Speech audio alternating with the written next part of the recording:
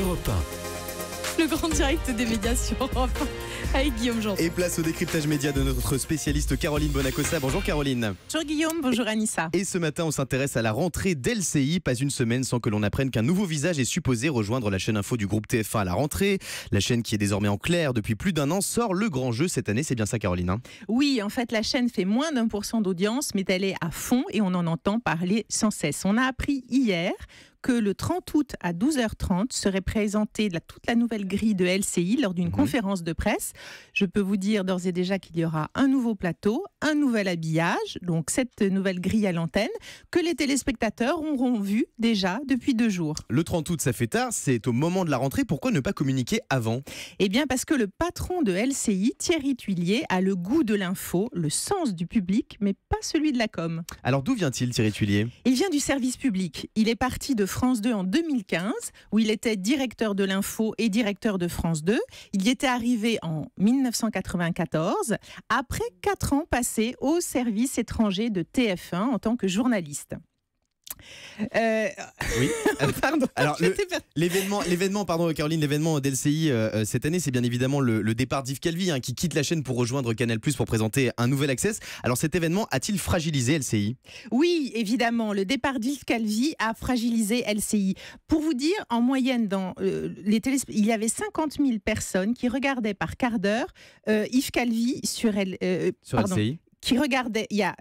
Excusez-moi, je reprends. Il y a en moyenne 50 000 téléspectateurs qui regardent LCI quart d'heure par quart d'heure. Quand Yves Calvi est à l'antenne, c'était 250 000 téléspectateurs chaque soir, avec des pointes à 400 000. C'est pour vous dire qu'effectivement, le départ d'Yves Calvi est une secousse pour LCI. Et une secousse, et Yves Calvi devrait donc être remplacé par David Pujadas à la rentrée. David Pujadas qui est très proche de Thierry Tuillier puisqu'il a commencé sa carrière de journaliste en parallèle de celle de David Pujadas. Yves Calvi, donc, place à David Pujadas pour le remplacer. Et qui d'autre sur la grille d'LCI l'année prochaine? On va prendre au fur et à mesure de la journée. À 6h, on aura Pascal de la Tour du Pin que Thierry Tuillier a débauché de BFM TV. Il faut savoir que la matinale de BFM TV que Pascal de la Tour du Pin animait était la deuxième chaîne, deuxième chaîne de France en audience. Dans cette matinale, il y aura Christophe Beaugrand et Adrien Borne qui participeront à la rentrée. Et en fait, c'est une prise doublement stratégique de Thierry Tuillier parce que cela fragilise BFM TV et cela va renforcer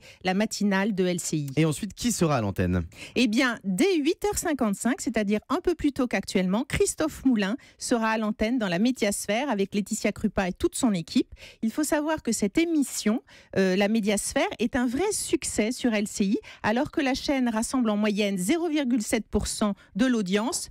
La Médiasphère rassemble 2,3% de l'audience.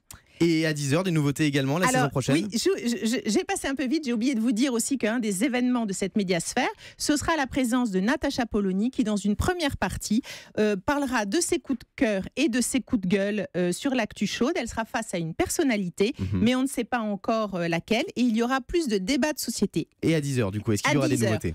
Des nouveautés. On retrouvera à nouveau Natacha Polony, mais là, pour une revue de presse, dans une tranche animée par Julien Arnaud, que vous avez reçu hier, et Roselyne Bachelot. Et là, on voit que LCI regarde plutôt du côté de RMC, où Roselyne Bachelot était toute cette année, donc du côté d'un format un peu plus populaire et punchy pour LCI. Avec des débats et des coups de gueule. D'autres nouveautés à prévoir à la rentrée sur LCI, Caroline?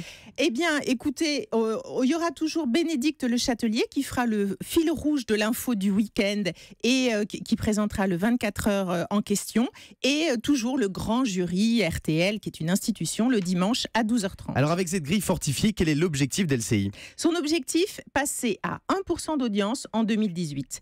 Il faut savoir que pour l'instant, le dernier chiffre qu'on a de Médiamétrie en juin, BFM TV est à 3%, LCI à 0,7% et CNews à 0,6%. La chaîne info de France Télévisions n'est pas encore mesurée. Et donc, on peut déjà constater que LCI a doublé CNews qui a énormément baissé. Alors c'est une progression qui à première vue peut sembler relativement lente.